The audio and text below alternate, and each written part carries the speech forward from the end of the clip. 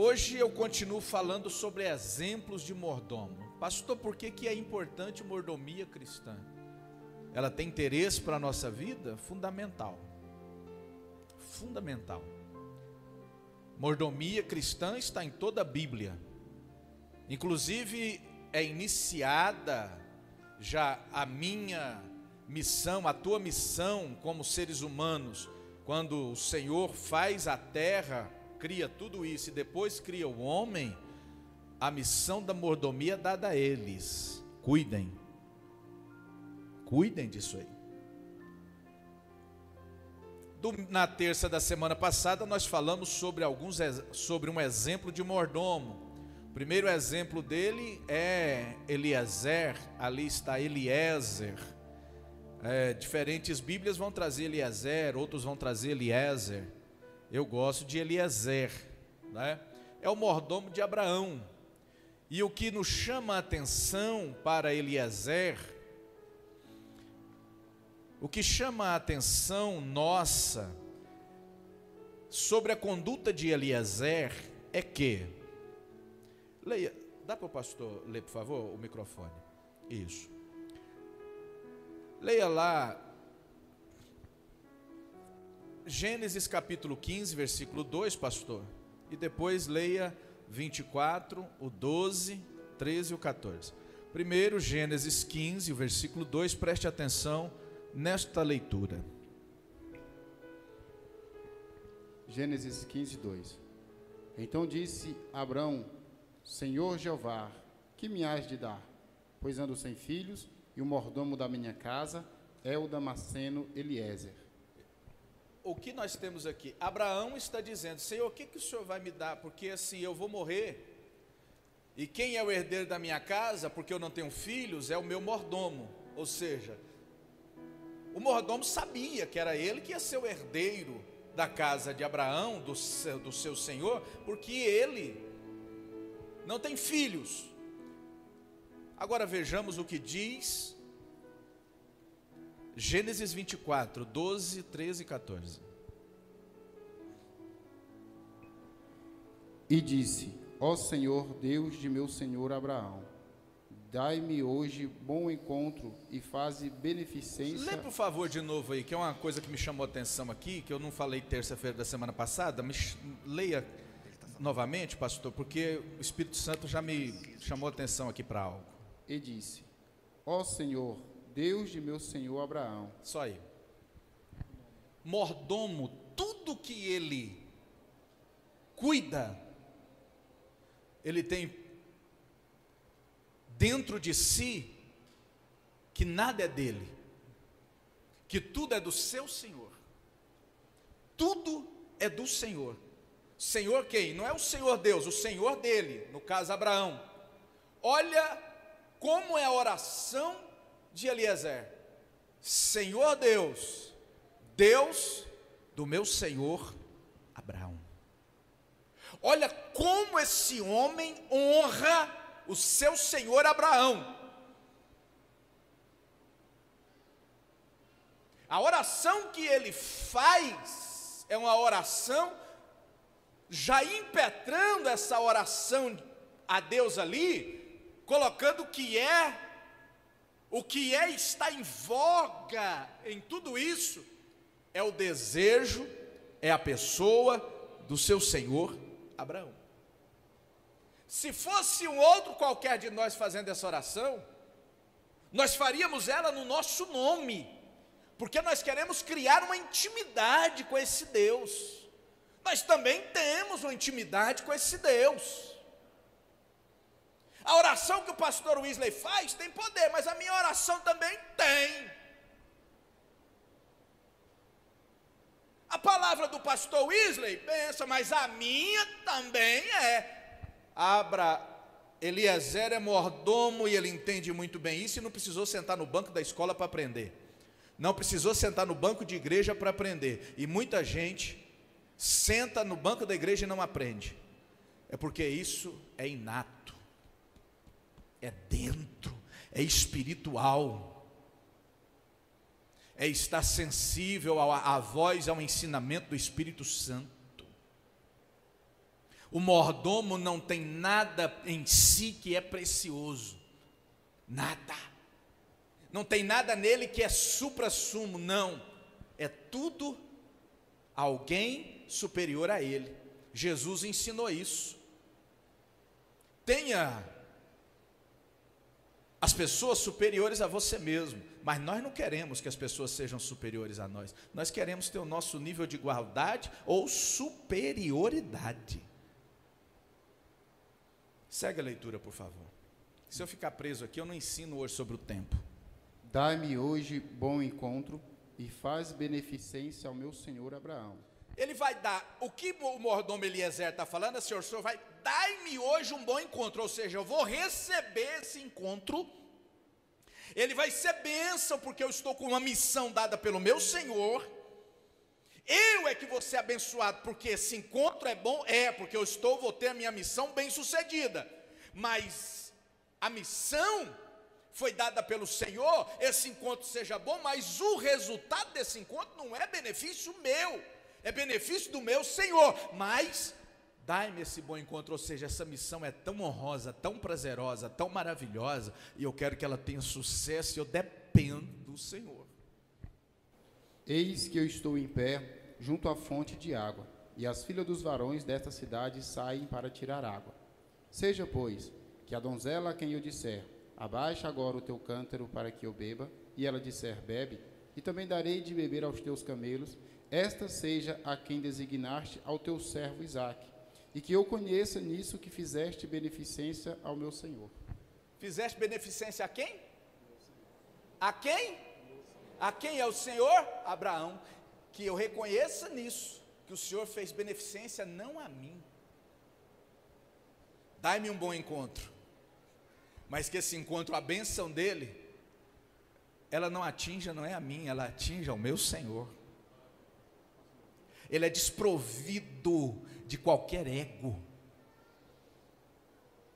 ele é desprovido de qualquer egocentrismo, egoísmo, ele está longe do seu Senhor, longe, mas ele está clamando ao Deus do seu Senhor.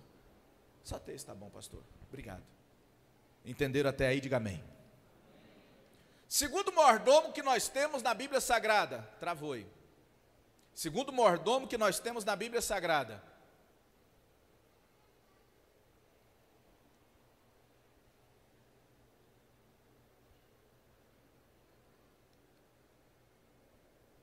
leiam lá. José, filho de Jacó. Todos nós conhecemos a história de José, sim ou não? Conhecemos. Todos nós queremos parecer José. Quantos querem parecer José aí? Por que tem uns que não levantam a mão? Você não quer parecer José?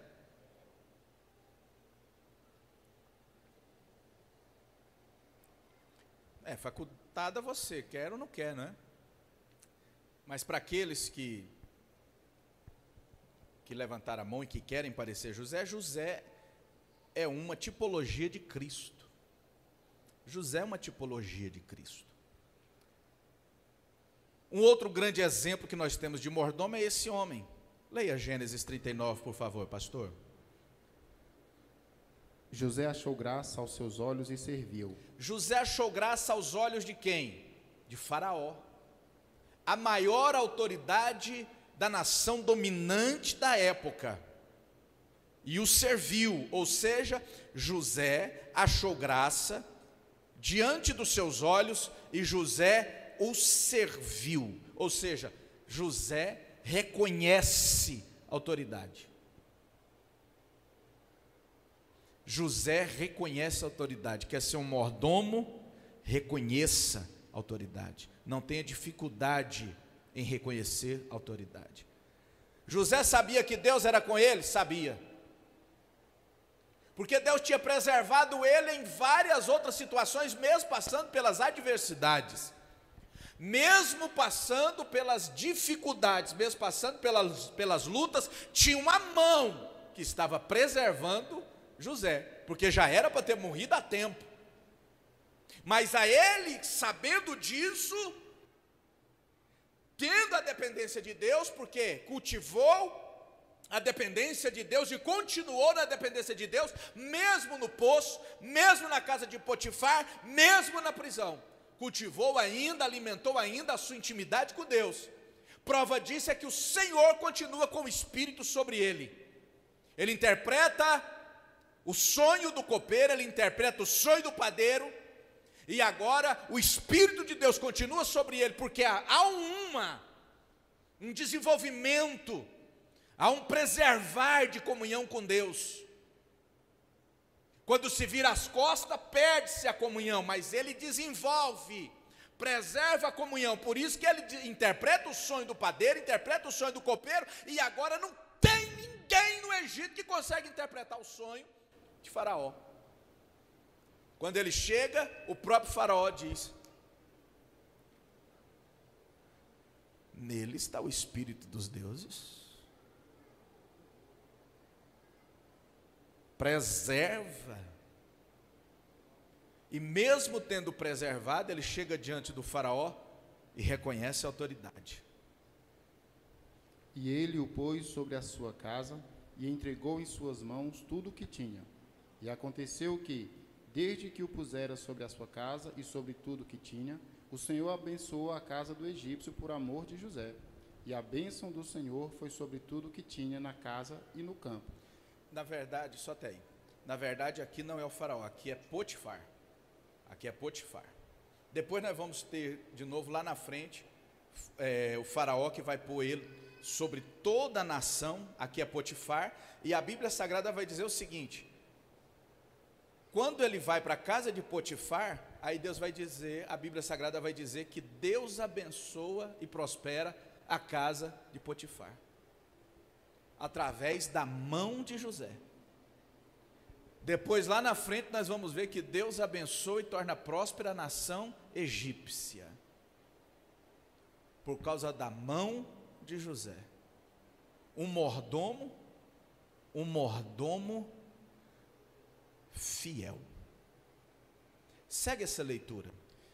E deixou tudo o que tinha na mão de José, de maneira que de nada sabia do que estava com ele, a não ser do pão que comia.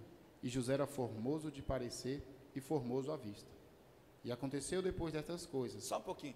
Pense bem, Potifar, a Bíblia Sagrada vai relatar, ele não sabe de nada mais na sua casa, a não ser o pão que está na mesa todo dia para ele comer. Nada, ele entregou tudo para ele. Você é de confiança a esse ponto?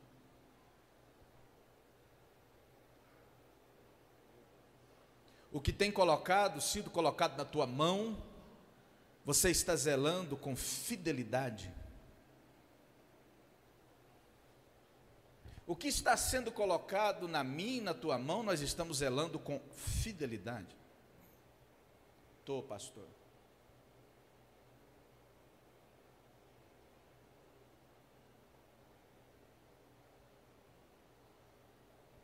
Nós não estamos dando conta de louvar. E a Bíblia Sagrada diz o seguinte: aqueles que vieram para o Senhor agora, Ele pôs um novo canto na boca. Nós não estamos dando conta mais de cantar.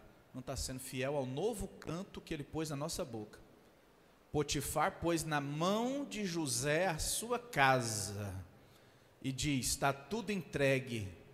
O que José faz? José vai laborar. Não é elaborar, laborar. Trabalhar. Vai cuidar, vai zelar, e aquilo que Potifar pôs na mão de José, a Bíblia Sagrada diz que ele prospera, ou seja, fez crescer. Ele pôs um canto na nossa boca, nós não estamos cantando mais?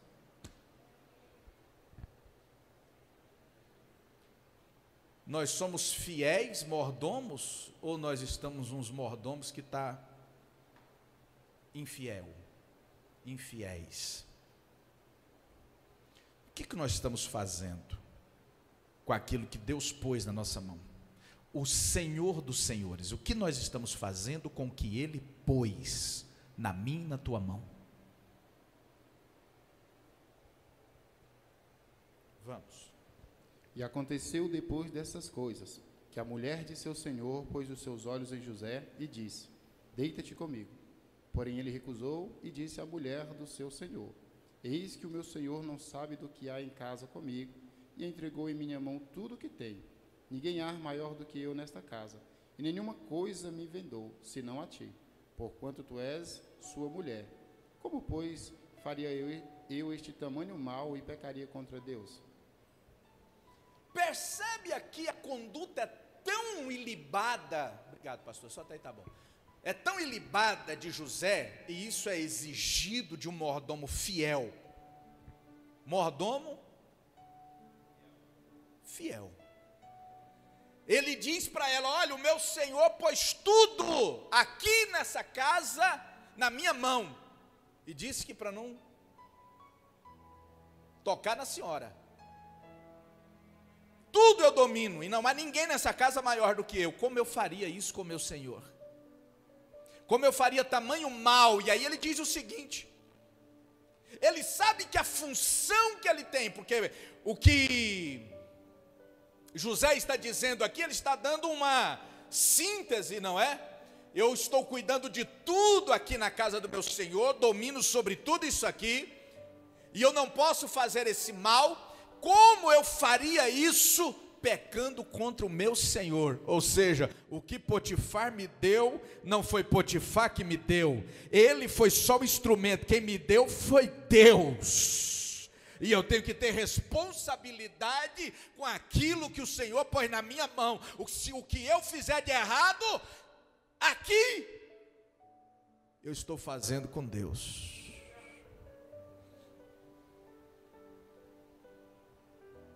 Todos nós temos que ser mordomos fiéis, pensando o seguinte: aquilo que foi posto na nossa mão, nós temos que cuidar e saber que nós temos que ser fiéis ou fiel a esse que nos colocou, a esse, reconhecer a autoridade, mas sabendo de uma coisa: ainda mais tem o Senhor que está olhando e está vendo se eu vou servir como mordomo fiel do meu Senhor. Porque o que você fizer de errado com o seu Senhor, Deus vai trazer as claras, Deus vai trazer as contas, vai pedir as contas. Cuidado com o teu ministério, cuidado com o teu louvor, cuidado com a tua vida cristã, cuidado. Você foi colocado sobre alguma coisa, cuidado. Por que vocês acham que eu sou duro? Por que vocês acham que quando eu falo, se dá uma vontade de retorcer assim no banco?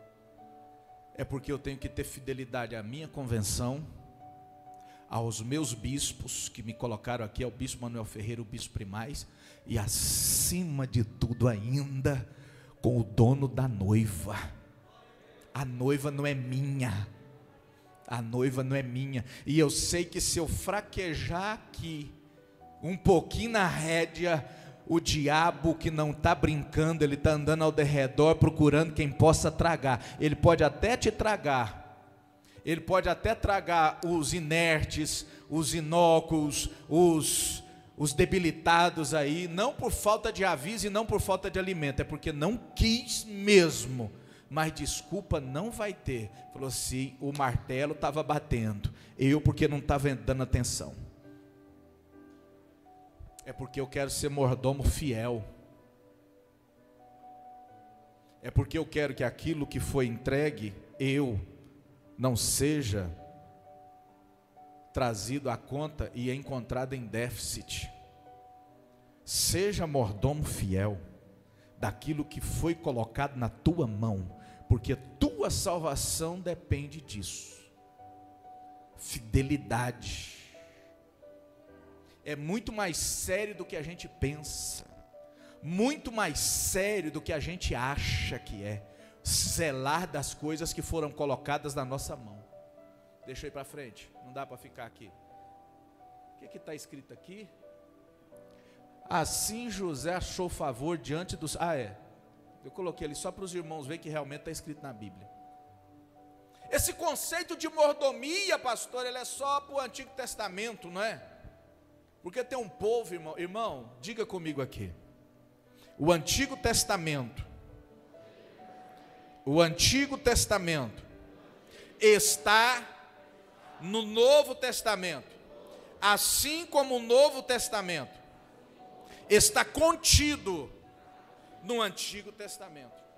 Os dois é a palavra de Deus. Para de achar e alguma pessoa for falar alguma coisa para você, ou você for falar alguma coisa para alguém, falar, isso está no Antigo Testamento. Ela é a palavra de Deus, a inerrante palavra de Deus. Jesus ensinou o conceito da mordomia cristã, e ela é necessária e importantíssima para nós. Leia lá, Lucas capítulo 12, por favor.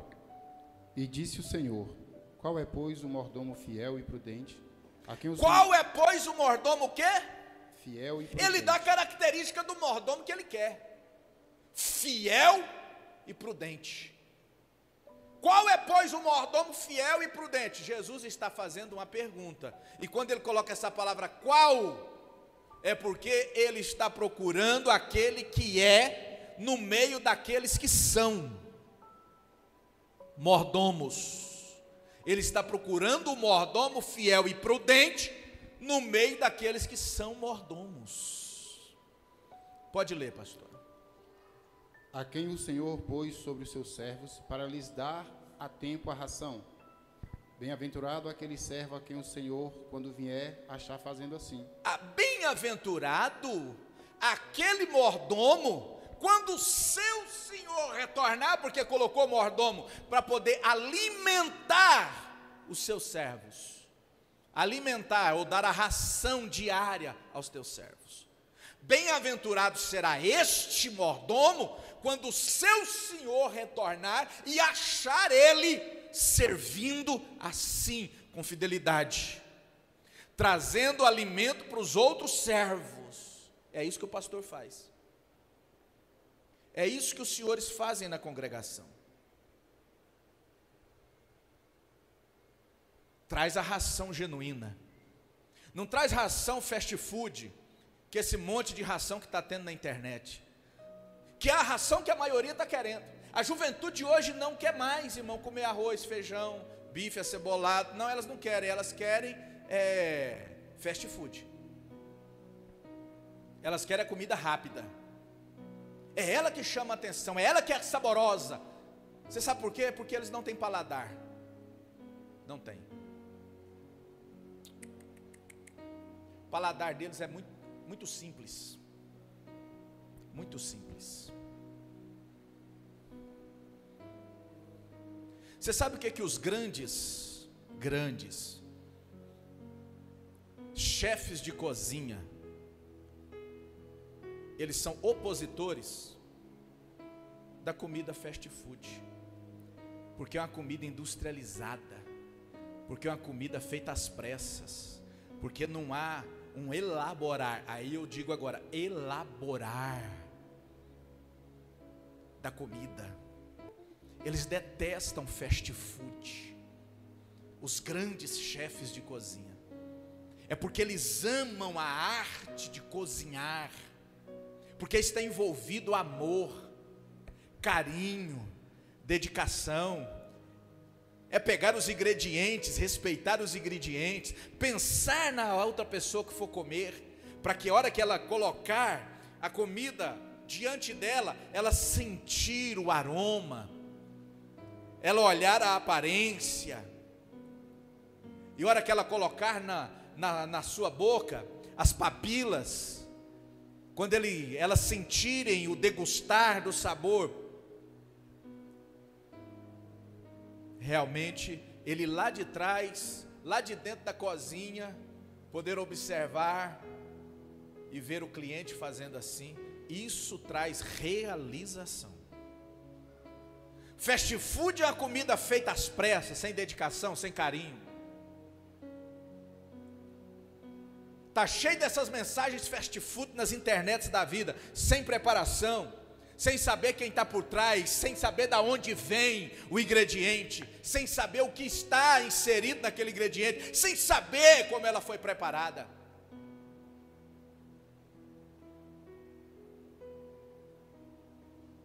Os paladares estão mais fracos, mas mantenha a sua, pastor, mantenha a sua comida, como o Senhor colocou você para servir, não é no gosto dos servos, dos outros servos, é segundo a ordem do Senhor, para dar a porção diária a cada um, segundo a ordem do Senhor.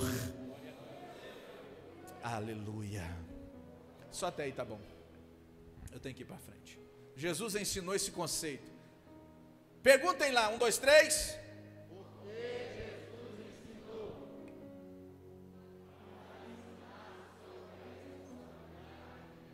Jesus ensinou sobre mordomia, por quê? Para ensinar a responsabilidade que nós temos com tudo que foi dado na nossa mão. Quer seja igreja, quer seja família, quer seja filhos, quer seja sobre ministérios individuais, quer seja sobre dons individuais, quer seja sobre talentos individuais.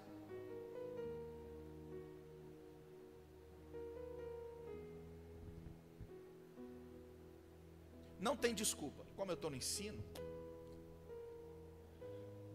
então não tem desculpa. Dons e talentos. Cadê os músicos da igreja?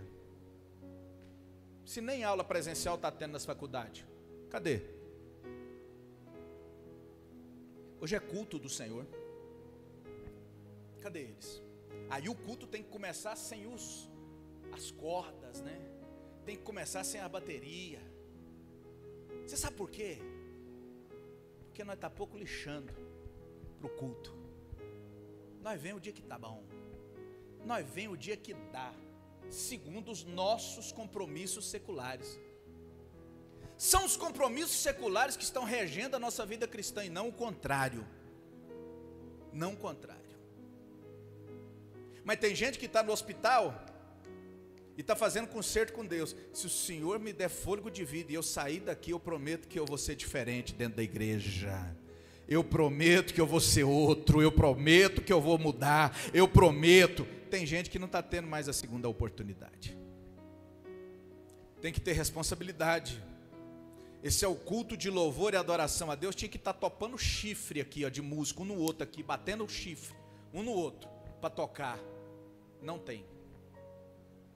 Não estão zelando do talento que Deus deu, não estão zelando dos dons que Deus deu, não tem responsabilidade com o talento, não tem responsabilidade com os dons, salvo que estão presentes aqui hoje. Exceção, toda regra tem exceção. Deixa eu ir para frente. Desde o início nós somos chamados para ser mordomos. Gênesis capítulo 2, versículo 15. Olha o que a Bíblia diz, desde o início. Não é algo novo, não é algo que veio agora. E tomou o Senhor Deus o homem e o pôs no jardim do Éden para... Pegou o homem e o pôs no jardim do Éden com uma função. Não foi para passear, não foi para tirar férias, não foi só para usufruir, porque a gente chega em determinado lugar, né? Nós estamos aqui na terra, vamos usufruir, e vamos usufruir do jeito que dá, vamos extrair tudo que tem, é o que o homem está fazendo com a natureza, vamos sugar tudo que tem. A terra mana leite e mel, a terra dá as coisas, a terra tem tudo para dar para nós, só que o que está acontecendo? O ser humano não está sabendo usufruir, ele está destruindo, ele está acabando com a fonte.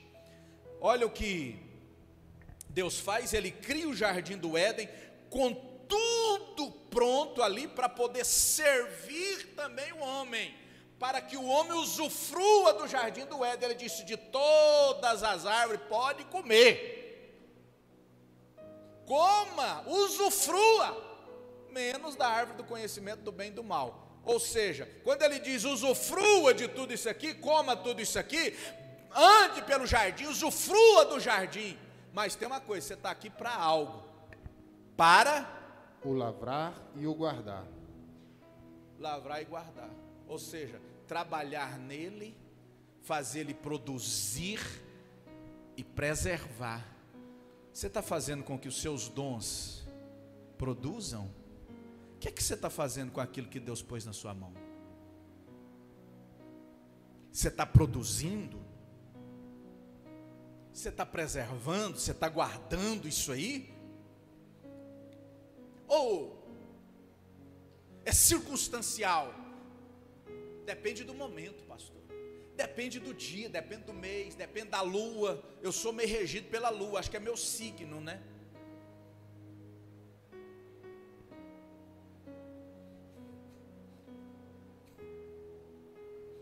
Tem uns aqui que são regidos pelo horóscopo. Pastor, tem uns crentes, irmão, do horóscopo. Eu sou libriano com ascendência.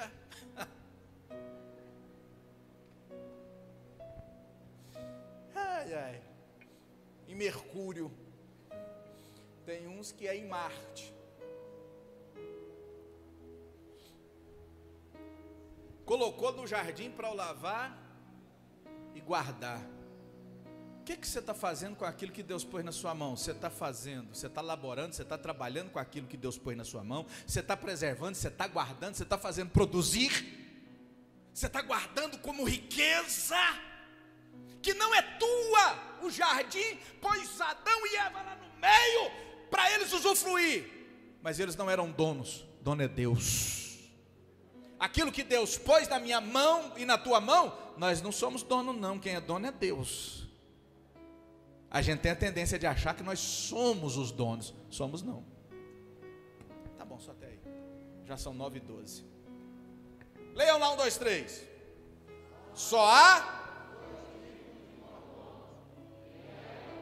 Cadê os mordomos fiéis? Deixa eu ver. Não tem infiel aqui no nosso meio, graças a Deus. Nós estamos eleitos, pastor.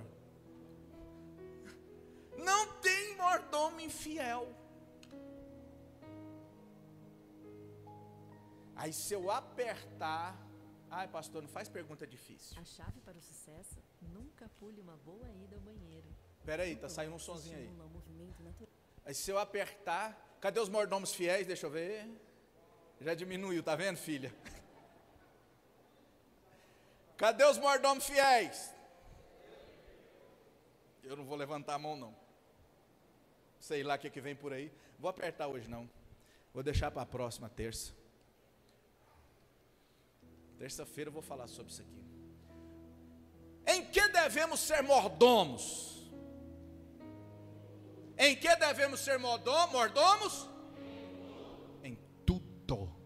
Tudo. Quem tem relógio aí? Irmão, isso aqui é coisa de covarde, ó. Quem tem relógio? Levanta a mão. Nós estamos aqui declarando, irmão. Nós estamos declarando. Quantos aí está com a bateria estragada aí e ele está parado? Seja sincero. Quando você pega o seu relógio e você deixa o seu relógio e aí vai usar o seu relógio que está com bateria, sem bateria, só para poder aparecer para as pessoas, você não está sendo mordomo nem do relógio que Deus te deu. Você não zela dele.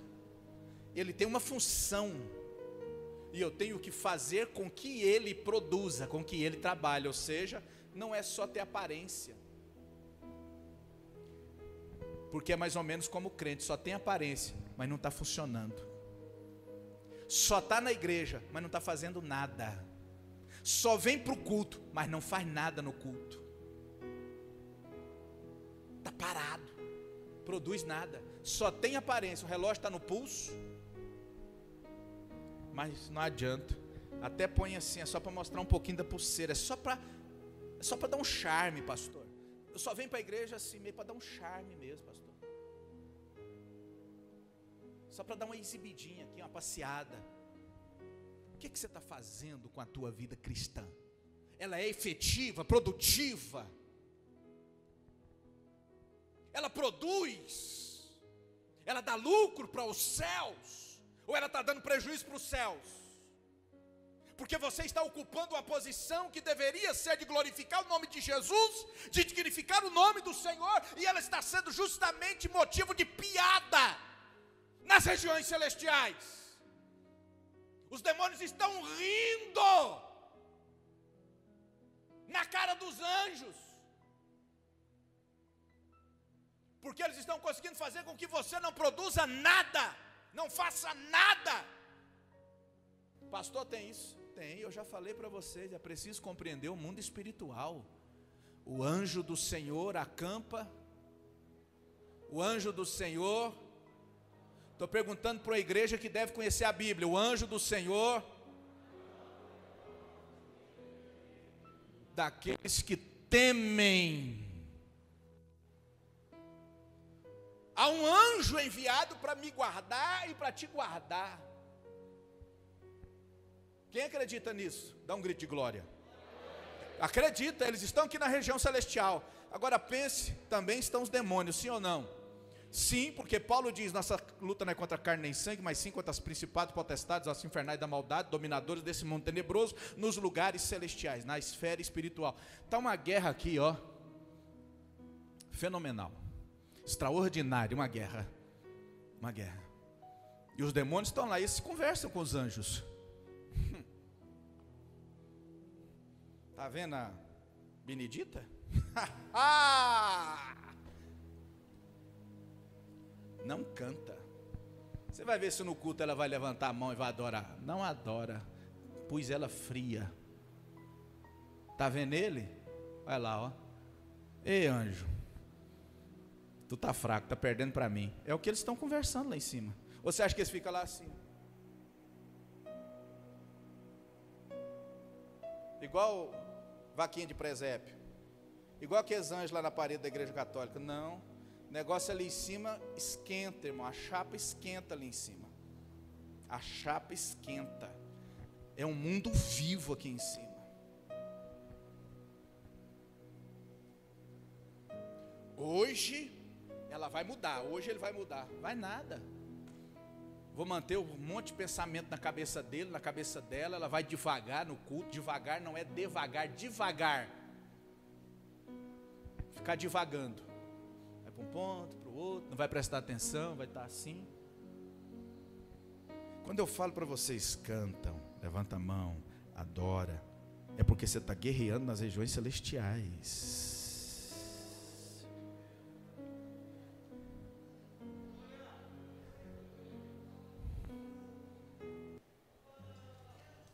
E o que tem de gente que está fazendo um desserviço, e ao invés de glorificar o anjo do Senhor, o nome do Senhor, o anjo tem que fazer assim mesmo.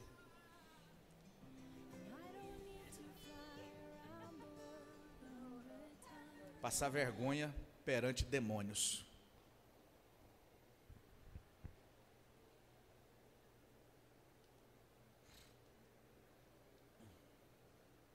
Mordomia do... Hoje nós vamos falar sobre mordomia do tempo. Há algumas coisas nessa terça que vem e na outra eu encerro. Passa a terça que vem, na outra eu encerro. Eu vou estar falando sobre pelo menos 3 coisas que nós devemos ser mordomos. A primeira delas, mordomia do tempo, que é o que muita gente está errando.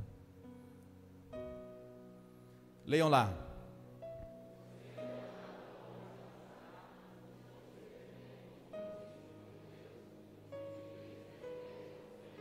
Você tem um compromisso com Deus no que diz respeito ao seu tempo.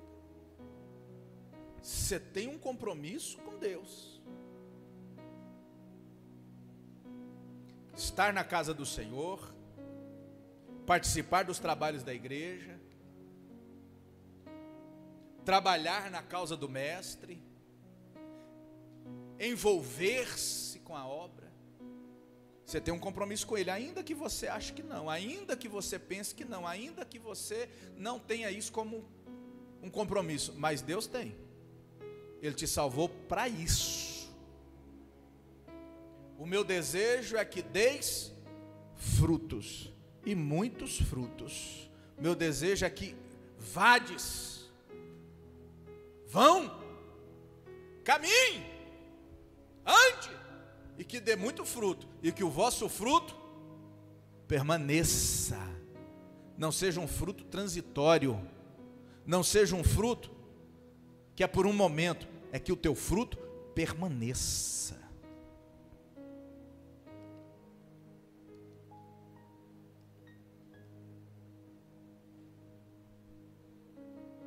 Quem é o dono da tua vida?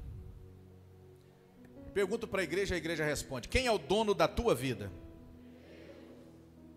Deus. Isaías 42:5, pastor Francelino, Jó 33, versículo 4. É isso mesmo? É. Jó 33, versículo 4. Assim diz Deus. Quem diz? Deus. Quem diz? Quem diz? O Senhor que criou os céus e os estendeu e formou a terra e a tudo quanto produz, que dá a respiração ao povo que nela está e o espírito aos que andam nela. Que dá respiração para você, para mim, e espírito aos que andam nela, ou seja, está vivo, movimenta. Quem está vivo movimenta. É por isso que eu falo na igreja que quem está morto não levanta a mão, quem está morto não canta, quem está morto não dá glória a Deus. Está morto espiritualmente, não tem espírito, está morto, morreu. Obrigado. Jó tem 33 e 4.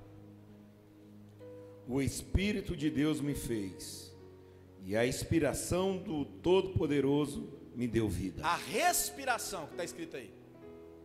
A inspiração.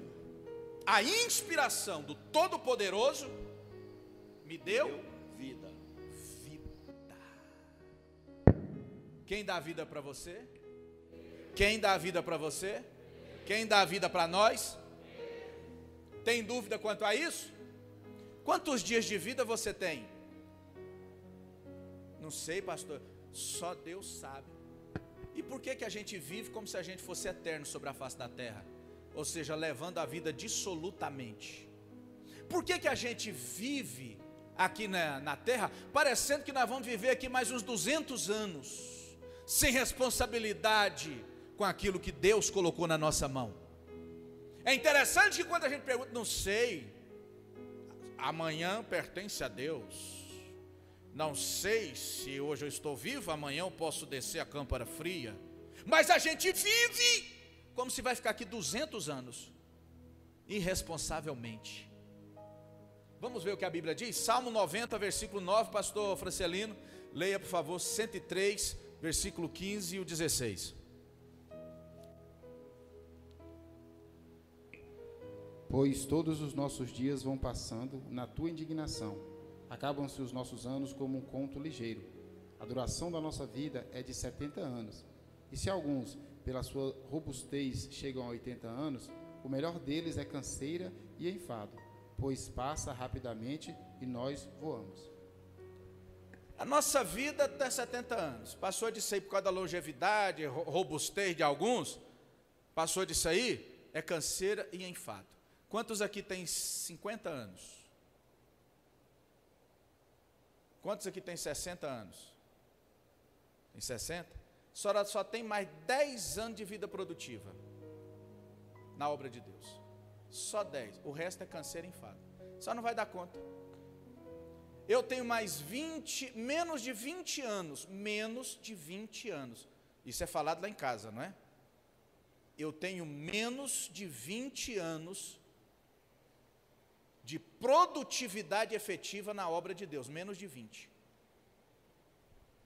Por isso que eu vou jubilar com 65 anos, ou menos do que isso, porque eu tenho que ter responsabilidade com a geração que Deus preparou para substituir a gente. Não sou desse negócio aí de pastor que já está velho, está dando canseira, a igreja não vai, não produz e fica lá. Não sai também não, só sai daqui morto.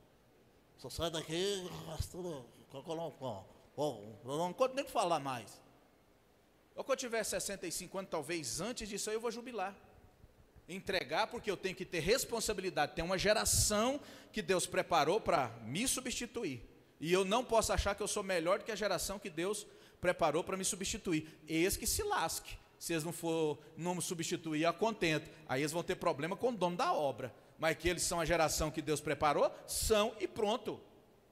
O que eu não posso é ficar com o pezão pisado no pescoço deles, falando, não sai daqui também, não sai, só sai daqui por céu, vou participar do arrebatamento da igreja. Ah, irmão, isso é muita ignorância, muita ignorância. Na Bíblia diz que a nossa vida é um sopro ligeiro. E a gente vive como se fosse muitos anos. Só até aí tá bom, pastor. Leia, por favor. A gente vive aqui como se fosse muitos anos, está na igreja aqui 15 anos, 20 anos, 30 anos. Deixa eu perguntar, quantas almas você ganhou durante esse ano para Jesus? Quantas almas?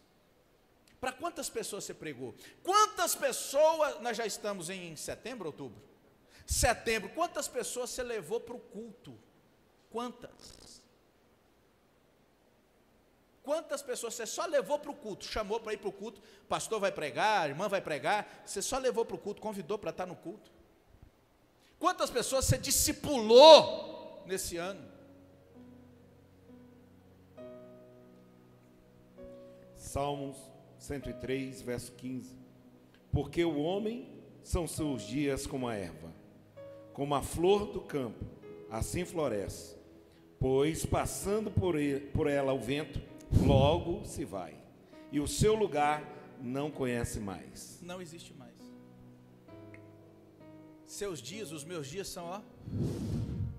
Então faça enquanto você tem vida.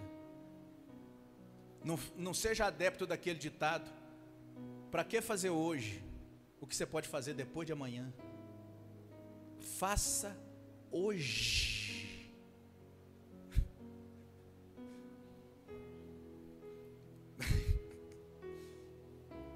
Meu cunhado fala isso de vez em quando. Para que fazer hoje, se você pode fazer depois de amanhã? Eu queria fazer ontem. Faça hoje. Você não sabe se depois de amanhã você vai estar aqui. Eu vou falar para o pastor que ano que vem estou fazendo um compromisso com Deus, pastor. Ano que vem o senhor pode contar comigo. Está faltando 3 meses para o final do ano. Ano que vem, pastora, só pode contar comigo. Ano que vem vai ser diferente, eu vou ajudar a senhora. Ano que vem, feliz. E daqui, o que vai acontecer daqui 3 meses? Você não sabe quantos dias você tem de vida. Como que você está regendo esse tempo e administrando o seu tempo aqui na terra para Deus? Leiam lá 1, 2, 3. Deus, embora Deus seja atemporal, não esteja regido pelo tempo, Ele se relaciona conosco através do tempo. Por quê? Porque nós somos seres temporais, nós só entendemos tempo. Para falar em eternidade, que na eternidade não há o conceito de tempo, e para nossa mente finita é difícil falar sobre isso, porque a nossa mente ela é temporal, tudo é por tempo. E Deus vai relacionar conosco não pela eternidade, mas pelo conceito do tempo, em tempo. Tudo em nós gira em tempo. Tempo do culto, tempo de trabalhar, tempo de deitar, tempo de levantar, a hora do almoço, o café da manhã, a hora do jantar, a hora do lanche, tudo tem hora. A criança, um nenenzinho, cadê o neném de colo? Cadê o neném de colo? Tem aí? Tem nenhum neném de colo aí não? Só tem um nessa igreja, um neném de colo. Irmão, vocês estão precisando.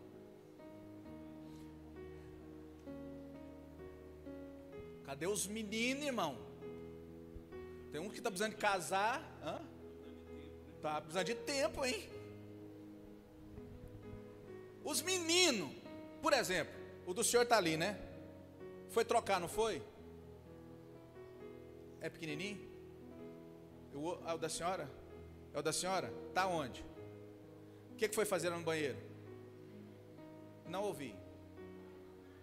Foi fazer o quê? Foi dar mamar? Por quê? Porque o quê? Fala bem daquele jeito, porque está na hora, pastor, de dar mamar para ele. Está no tempo de dar mamar para a criança. Desde criança nós já somos regidos por um tempo, está na hora. Está na hora de deitar, está na hora de dar mamar, está na hora de trocar, ele fez xixi, está na hora de trocar, está na hora de tomar banho, está na hora desse menino dormir, está na hora de levantar, está na hora. Nós somos regidos por tempo, e Deus vai relacionar conosco nesse momento de tempo. Senhora, quer falar alguma coisa? Fale. Quando nós chegarmos no amanhã, será hoje. Então nós não temos amanhã. Nós temos hoje. O amanhã não existe. Quando chegar amanhã, é hoje. Ele não existe. A hora que começou esse culto, já é passado, não existe mais. Não dá para você fazer mais nada no passado. Não dá, dá para fazer agora. Dá para fazer agora. Leiam lá 1, 2, 3. É nosso.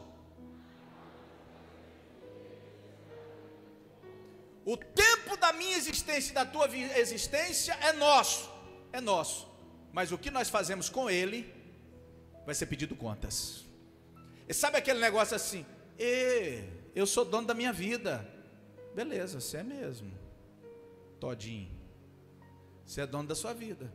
Mas o que você faz da sua vida vai ser pedido contas. 90:12 nós lemos? Não. Leia, por favor. Ensina-nos a contar os nossos dias, de tal maneira que alcancemos corações sábios. Ensina-nos, olha a oração que o salmista faz. Ensina-nos a contar os nossos dias. Irmã, deixa eu dar um ensinamento aqui para vocês, mulheres. Vocês param com essas vaidades besta de mulher. Besta. Quantos anos você tem? Ah, não, que vergonha, que negócio é esse? Porque eu perguntar a idade minha, ah, não. Nossa, que falta de educação, que falta de finesse perguntar a idade para uma mulher. Ensina a contar os seus dias, serva de Deus, de forma que você alcance sabedoria. Está com vergonha de ficar velha? Está com vergonha de ter umas ruguinhas? Está com vergonha de estar com 40 anos, 48 anos, 50 anos? Vergonha de quê?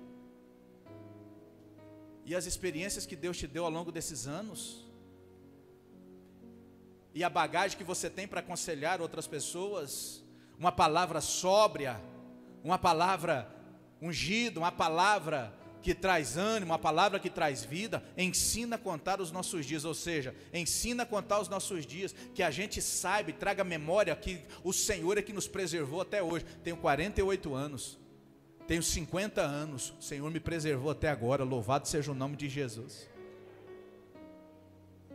Para com essas vaidades, viu, irmãs? Para com essas bobeiras. Quando você diz, eu abro a boca para dizer, eu tenho 51 anos, eu, pastor Wesley, 51 anos, tranquilos, felizes na presença de Deus. Até aqui o Senhor me guardou, até aqui o Senhor me abençoou. O que isso é demérito? Eu queria ter 40? Ah, irmão, eu tive 40, acabou, foi ontem, passou. Não sou mais novinho, não sou de 30 anos, 32 anos. Não, passou. O que eu fiz deles está escrito nos anais eternos. Agora é o que eu estou fazendo aos 50, 51.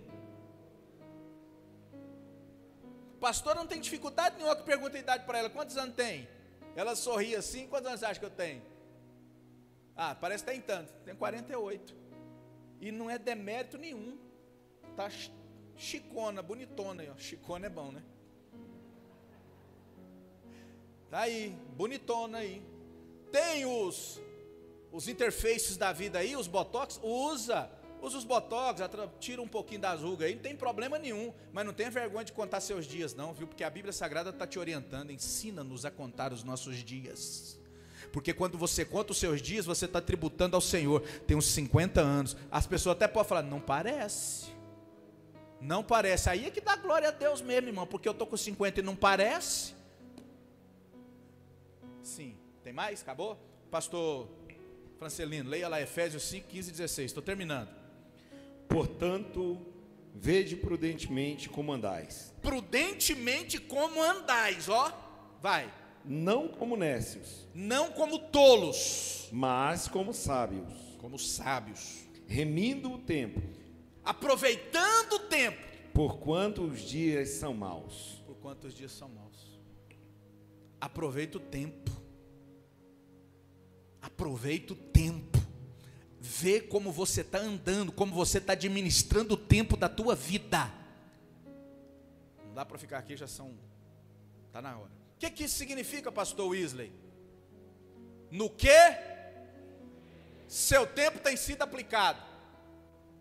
Como você administra o seu tempo no culto? Como que você está administrando, irmão? Irmão, o que eu vejo daqui de cima, e é uma máxima, eu acredito que seja uma máxima. Como nós vemos aqui, o tempo que o povo administra no culto, é top, Se for top, levanta a mão lá em cima. Se não for top, permanece com a mão abaixada. Estou falando de quem olha daqui de cima do púlpito. É top? Então vamos baixar um pouquinho. É bom, se for bom, levanta a mão. Se não, pode ficar com a mão abaixada.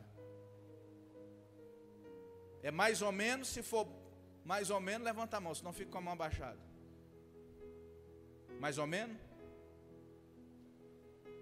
Igrejinha mais ou menos não vai para o céu. Igrejinha mais ou menos não vai, porque Ele não deu mais ou menos para nós, Ele deu o melhor que Ele tinha para nós. Ele deu Jesus Cristo, seu Filho. Mais ou menos tinha anjo. Mais ou menos tinha outros seres angelicais. Com todo o respeito que eu tenho, Ele deu o melhor, porque em comparação, um anjo não dá para comparar com Jesus. Um arcanjo não dá para comparar com Jesus. Um serafim não dá para comparar com Jesus. Um querubim não dá para comparar com Jesus. A milícia celestial toda não dá para comparar com Jesus, porque Jesus é excelente. E Ele mandou o melhor que Ele tinha. Então, se Ele mandou o melhor, cabe a mim e a você mandar o melhor que a gente tem para Ele. Quem pode aplaudir Jesus e dar glória ao nome dEle? Como que você está administrando o seu tempo no culto? Meu tempo no culto, pastor, é assim. Sinto nada, faço nada. Você adora, você glorifica, você canta. Você vive o culto, você exercita o culto, você pratica o culto. Você presta o culto ou você passa o tempo no culto? 50% da igreja presta o culto ou passa o tempo no culto? Mais de 50% presta culto ou passa o tempo no culto? Mais de 50% passa o tempo no culto. Levanta a mão para confirmar isso aí para os irmãos. Nós estamos olhando de cima do púlpito. Imagina Deus olhando do céu. Passa o tempo no culto. Vem aqui e não faz nada. Vem aqui e não faz nada. Só quer falar alguma coisa. Assiste. E sem prestar atenção. Porque se perguntar o que aconteceu, não sabe. Leiam lá 1, 2, 3. O que significa passatempo?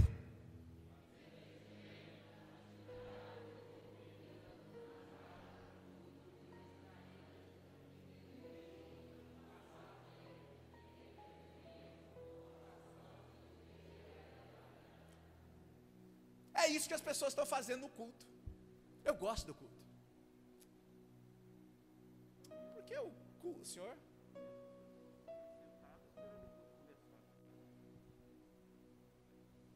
Aí o senhor vai ter que pegar o outro. Pega esse do senhor. Som, ei. É o mesmo que as pessoas que chegam para a igreja e ficam assentadas esperando o culto começar.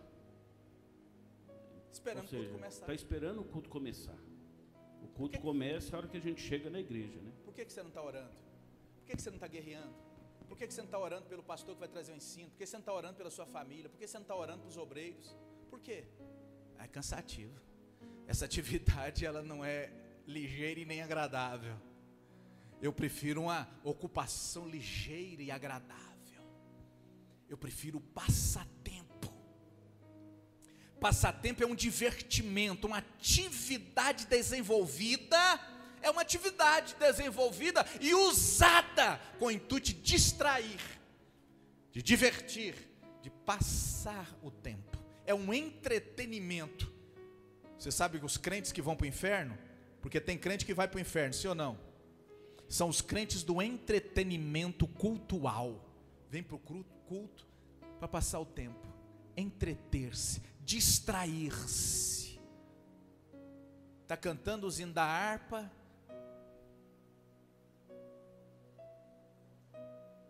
Eu não vim aqui para cantar, eu vim aqui para ouvir a mensagem. Você não veio cá para ouvir a mensagem, meu querido, você veio cá para prestar culto. Você não veio cá para ouvir ensinamento, você veio cá para prestar culto. Culto. Deixa eu ir aqui. Nossos cultos Leiam lá, por favor, com voz audível, por favor. Nossos cultos. Concorda?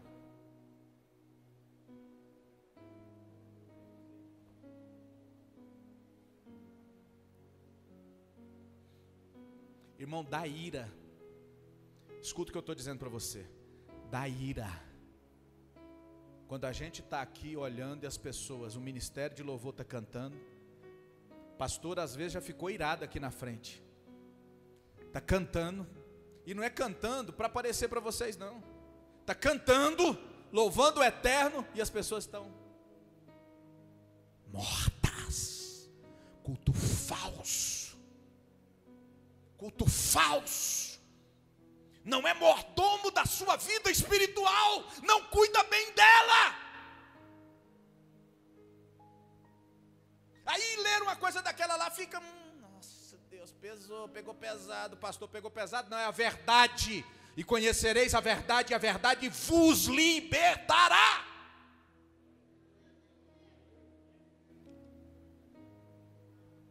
Mas Jesus respondeu, está escrito.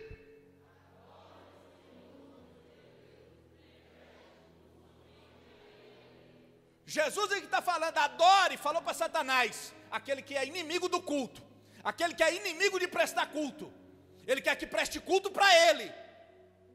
Aí ele diz, adore somente ao Senhor teu Deus, e preste culto somente a ele, ou seja, adore e preste o culto, ou seja, atividade, preste o culto, e culto como se presta, dando atenção, glorificando, enaltecendo, levantando a mão, cantando, orando, bendizendo, glorificando, preste o culto, mordomia da tua vida espiritual. Mas está tão frio, que não vai. Deus não é o Senhor do nosso tempo, não é. Nós é que somos senhores dele. Por que Deus não é o Senhor do nosso tempo? Leiam lá amarelo.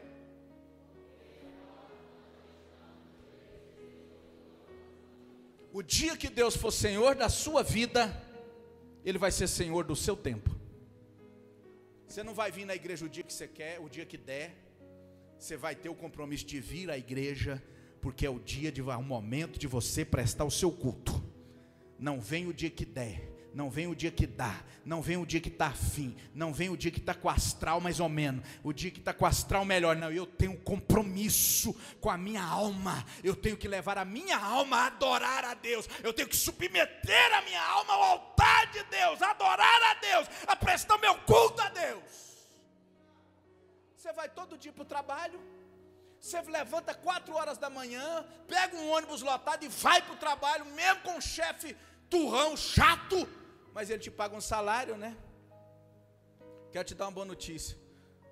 O dono dessa obra te paga um salário muito maior que aquele patrão, qualquer patrão da face da terra não dá conta de pagar. Eles não dão conta de comprar 1 milésimo de segundo de oxigênio que você respira nos seus pulmões, e ele te dá de graça. E ainda te dá a vida eterna e escreve o seu nome no livro da vida. Qual é a nossa prioridade? Prioridade é aquilo onde investimos tempo, atenção, dedicação, esforço. Você está esforçando para adorar a Deus? Não esforce, irmão. O povo vem para a igreja, não esforça, não quer orar antes, não quer orar depois, não quer cantar antes, não quer cantar depois, não quer levantar a mão antes, não quer levantar a mão depois. Uma preguiça infernal. Não administra o tempo nem aqui dentro da igreja, que dirá fora então. Se não tem vida espiritual dentro da igreja, vai ter vida espiritual onde? Na rede social? Não acredito. Prioridade é aquilo que é mais importante para nós.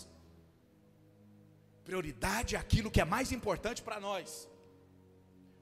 Leiam lá, um dia. Leiam lá, um dia.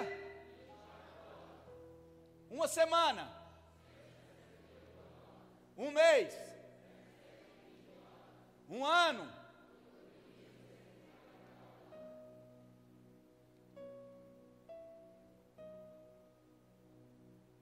Um culto. Um culto? Não, pastor, o culto é 2 horas. Mas é que eu estou fazendo a média da maioria da igreja que chega atrasado para o culto. 1h30. Leiam lá.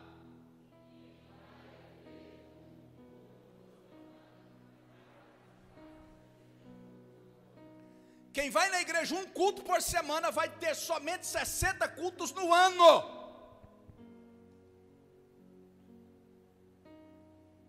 (60 vezes) são quantas horas no ano de culto?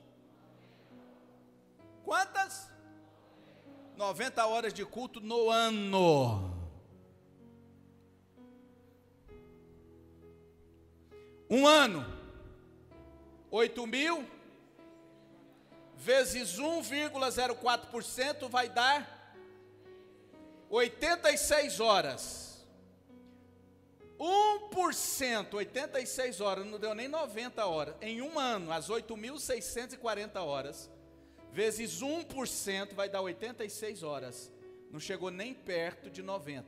Se colocar 1,05, vai passar para 90,72. 90,72 aqui. Aí não vai dar. Então é 1,04, 86 horas.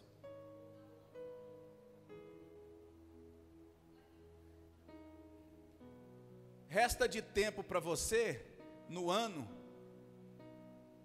quanto tempo? Para a tua prioridade. Pastora bem disse, 86 horas não dá uma semana de dedicação no ano para Deus. E você quer me falar que tem vida espiritual? E você quer me falar que tem vida cristã? E você quer me falar que a igreja está bem?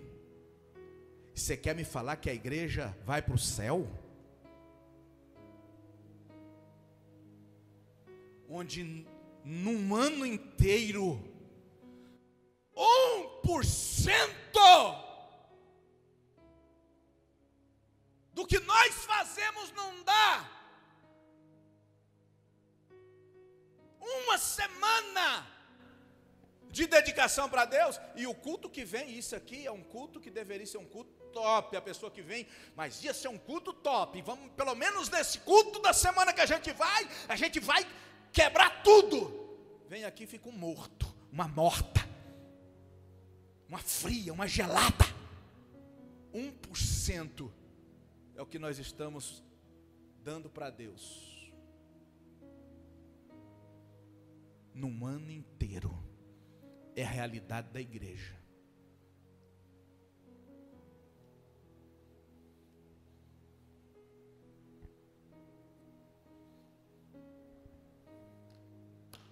Pense nisso. Vai ser pedido conta. Terça-feira que vem eu exibo esse vídeo. Não vou exibir ele hoje não. Vamos terminar com essa meditação. Como nós estamos administrando nosso tempo com relação a Deus.